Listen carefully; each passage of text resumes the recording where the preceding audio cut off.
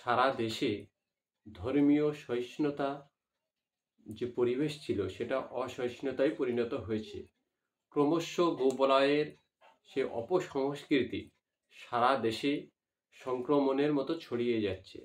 আজকে মুম্বাই থেকে কলকাতাগামী একটি প্লেন আসছিল, ইন্ডিগোর প্লেন। সেই প্লেনে অনেক যাত্রী ছিল। সেখানে একজন মাথায় ইসলামিক টুপি পরা অসুস্থ যাত্রী, তিনি মুম্বাই থেকে কলকাতায় ফিরছিলেন।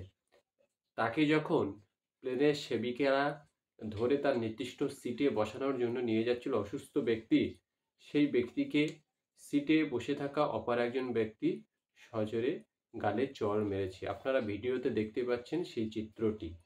এখন এই যে মাথায় ইসলামিক টুপি থাকলেই এক শ্রেণীর মানুষের গায়ে জ্বালা পড়ছে, এই যে অপসংস্কৃতি, এই সংস্কৃতি আমরা বিগত দিনে গোবলয় অঞ্চলে দেখে এসেছি, কিন্তু সেটা এখন সারা দেশে রোগের মতো ছড়িয়ে যাচ্ছে।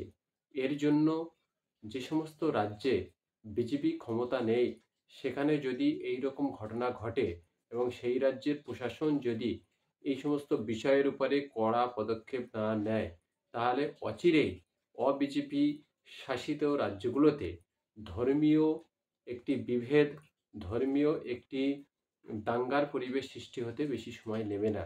যেহেতু এটি সংক্রমণ ব্যাধি, এটা যতটা না ঘটে তার থেকেও বেশি দ্রুত আকারে গুজব হয়ে বেশি ছড়িয়ে পড়ে। এই বিষয়টা মাথায় রেখে কলকাতা পুলিশ এবং পশ্চিমবঙ্গের প্রশাসনের উচিত ওই ব্যক্তিকে চিহ্নিত করে যত তাড়াতাড়ি সম্ভব তাকে আইনের আওতায় আনা হোক, এবং ইন্ডিয়ান এয়ারফোর্সের যারা দায়িত্ব কর্তব্যে আছে এবং এয়ারপোর্ট অথরিটির যে সাংবিধানিক কাঠামো আছে, সেখানে দাঁড়িয়ে তারা তাদের আইনগতভাবে ওই ইন্ডিগোর ওই যাত্রীকে যদি ব্যবস্থা না নেয়, অচিরেই তাদের ব্যবসার উপরে এটার প্রভাব পড়বে। এবং দেশে এই রোগ মুক্ত করতে গেলে প্রতিটা স্তরের প্রশাসনিক ব্যক্তিদের, রাজনৈতিক ব্যক্তিদের সজাগ হতে হবে।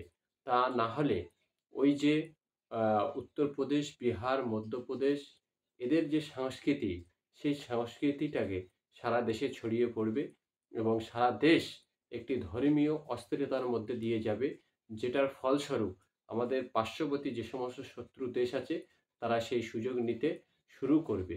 আমাদের কেন্দ্রীয় সরকার, কেন্দ্রীয় প্রশাসন এবং প্রতিটি রাজ্যের আঞ্চলিক প্রশাসন